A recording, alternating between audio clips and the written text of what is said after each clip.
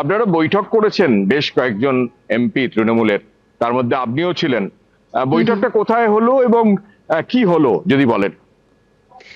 আমরা বৈঠক মানে আমরা তৃণমূল কংগ্রেসের থেকে আলাদা বসতে চাই। আমরা চাই যে একটু ঠিকঠাক ডেভেলপমেন্ট হোক, যেটা আমাদের ওয়েস্ট বেঙ্গলে আমরা দেখতে পাচ্ছি যে স্ট্যাগনেন্ট হয়ে গেছিল, মানে ডেভেলপমেন্টের নামে ডেভেলপমেন্ট হচ্ছিল না। একটা তো ঠিক আছে, দিদিকে আমি যথেষ্ট শ্রদ্ধা করি এবং দিদিকে দেখেই আমি তৃণমূল কংগ্রেসে 2 বছর আগে জয়েন করেছিলাম।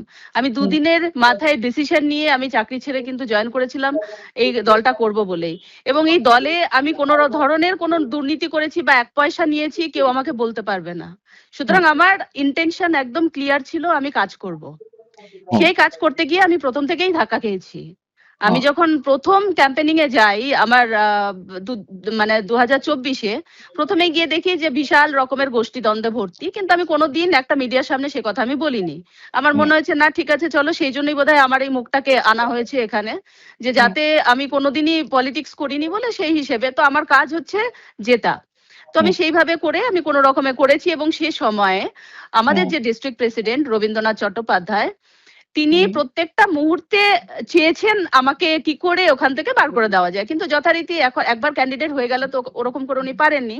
তো তার দলের কিছু লোকজন আছে, দিগন্ত পাল, বিশ্বনাথ সাহা থেকে শুরু করে অনেকে আছে, আমি আলাদা নাম বলছি না, রাজীব চ্যাটার্জি, তারা প্রত্যেক মুহূর্তে মানে আমাকে যে কোনো ভাবে হোক হ্যাকেল করা হোক বা ওখানে ক্যাম্পেনিং না করতে দেওয়া হোক সেই বিষয়গুলো করেছিল। ভীষণ রকমের কাটোয়াতে দুর্নীতি ভরে গেছে। পুরনো লোকজন যারা 98 থেকে তৃণমূল করেছে ভালোবেসে তাদেরকে বসিয়ে রাখা হয়েছে এবং দুর্নীতিতে ভরে গেছে। তো সেই কথাগুলো আমি কিন্তু জেতার পর আমাকে বলেছিল রিপোর্ট পাঠাতে, কে আমাকে সাপোর্ট করেছে ক্যাম্পেনিং এর সময় কে করেনি আমি রিপোর্ট পাঠিয়েছিলাম। রিপোর্ট আমি যেখানে পাঠালাম সেই জায়গায় না গিয়ে চলে গেল যার এগেনস্টে লিখেছি তার হাতে। তো আপনি বলুন এখানে আমার আর কি করার ছিল? মানে আমি তো ভরসা ঠিক। করে পাঠিয়েছিলাম বোধহয় ঠিক জায়গায় রিপোর্টটা যাবে। তো অফিস এরকমই চলতো। তারপর থেকে তো আমি আপনি বলাই বন্ধ কাকে করে দিলাম। পাঠিয়েছিলেন রিপোর্ট? আমি পাঠিয়েছিলাম, আমি অভিষেক বন্দ্যোপাধ্যায় কামাক স্ট্রিটে পাঠিয়েছিলাম। হুম। তা বুঝতে মাঝপথে পেরেছি। মাঝপথে কেউ ওটা নিয়ে যা যেখানে দেওয়ার সেখানে দিয়ে দিয়েছে। ও কি কিরকম ইন্টারেস্ট বা কিছু এখন আর নতুন করে কিছু বলার নেই যে কেন ওখানে আবার চলে যেত, ওগুলো কিরকম চক্র চলতো। তো যাই হোক সেগুলো চলছিল এবং বিভিন্ন রকমের যে ডেভেলপমেন্টের কাজ সেই কাজগুলো আমি করতে পারিনি। এখনো পর্যন্ত আমার কাজ, আমি এমপি ল্যাডের কাজ প্রচুর কিছু জায়গায় দিয়েছি, কিন্তু একটা কাটোয়াতে আমি আপনাকে কথা বলি, আমি স্পোর্টস কমপ্লেক্সের জন্য 50 লাখ টাকা আমি একবার স্টেডিয়ামে দিচ্ছি, একবার ওনারা বললেন এখানে না অন্য জায়গায় দিন, সেখানে দিলাম। তারপরে বললো না স্টেডিয়ামে আর হবে না, এবার এটাকে সুইমিং পুল করে দিন। আমি তাই করেছি, যা যা বলেছে তাই, কিন্তু সেটাও হয়নি, এনওসি পাওয়া যায়নি বলে করা হয়নি। হসপিটাল এবার যেখানে যা কাজ দিয়েছি সেগুলো কোনোটাই কাজ করা হয় না। আমি জানি না কেন হয় না। তো আমি একটা এমপি হয়ে এসে মানুষের কাজ করব বলে এসেছি, তো সে জায়গায় যদি এরকম ধরনের প্রত্যেকটা ক্ষেত্রে পদক্ষেপে আমাকে এরকম করে হ্যাকলে হতে হয় বা কাজ না করতে পারি, তো তখন তো কোথাও একটা মনেই হয় না যে কেন আমি এসেছি এখানে। আমি তো জব ছেড়ে দিয়ে এখানে এসেছিলাম কাজ করব বলে। তো আপনারা এখন আবার চাইছেন কি? আজকের মিটিং এর পর আপনারা চাইছেন কি বিজেপিতে যোগ আমরা দিতে না? আমরা এখনো পর্যন্ত সেরকম ভাবছি না, আমরা এনডিএ কে সাপোর্ট করার জন্য আলাদা গ্রুপ করেছি। আলাদা মানে হ্যাঁ ব্লক ব্লক। করেছেন? হ্যাঁ একদম। আপনারা আজকের মিটিং এ কতজন ছিলেন, কতজন উপস্থিত ছিলেন? আমরা 20 জন ছিলাম। 20 জন ছিলেন। হুম হুম হুম। এই মিটিংটা কোথায় হলো? এটা হয়েছে ভূপেন্দ্র যাদবজির ইয়েতে, আপনারা জানেন সবাই, সেটা হ্যাঁ, তো হ্যাঁ, এতক্ষণে জেনেই গেছেন। হ্যাঁ হ্যাঁ হ্যাঁ। হ্যাঁ, হ্যাঁ। মানে আপনারা উনি কি ছিলেন, ভূপেন্দ্র যাদবজি ছিলেন ওখানে উপস্থিত?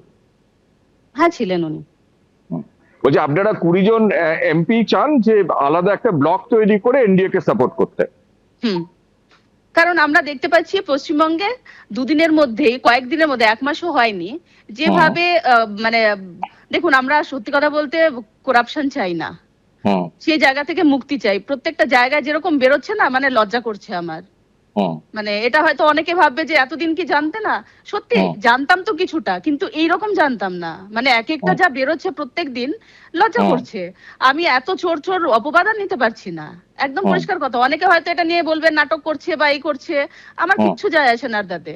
কারণ আমি মানুষের সাথে বেইমানি করতে পারবো না। ওখানকার যে মানুষগুলো আমাকে ভোট দিয়েছে, আমি চাই তাদের জন্য কাজ করতে। সেটা এক দলে না থাকলে অন্য দলে থেকেও আমি কাজ করতে পারবো। একদম পরিষ্কার কথা আমার কাছে।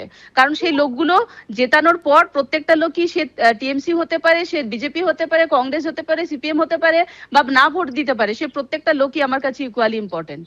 তো তাদের জন্য কাজ যদি আমি করতে পারি, আর আমার মনে হয়েছে হ্যাঁ, এরা আসার পর প্রত্যেককে ডাকছে, প্রত্যেকটা সাংগঠনিক মানে কি বলে প্রশাসনিক মিটিং যেগুলো হচ্ছে, সেখানে প্রত্যেককে নিয়ে কাজ করার একটা ইচ্ছা প্রকাশ করছে, সেটা দেখতে পাচ্ছি চোখের সামনে। তো তখন আমার মনে হয়েছে এটা তো আমি তৃণমূলের সময় দেখতে পাইনি। সেই হিসেবে আমার মনে হয়েছে না, এখানে সাপোর্ট করা দরকার আমাদের পশ্চিমবঙ্গের উন্নতির জন্য। তো সেই ভাবে আপনাদের যে নতুন ব্লক তৈরি হয়েছে তাতে নেতা ঠিক হয়েছে?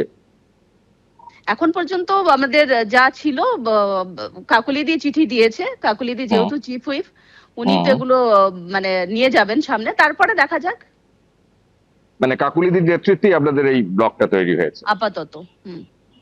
আর দ্বিতীয়ত হচ্ছে যে আপনাদের এই বৈঠকের পর ভবিষ্যৎ কর্মসূচি কি ঠিক হয়েছে? কিছু ভাবিনি এখন, না ওগুলো নিয়ে আলোচনা হয়নি। আজকে আপাতত এটাই হয়েছে।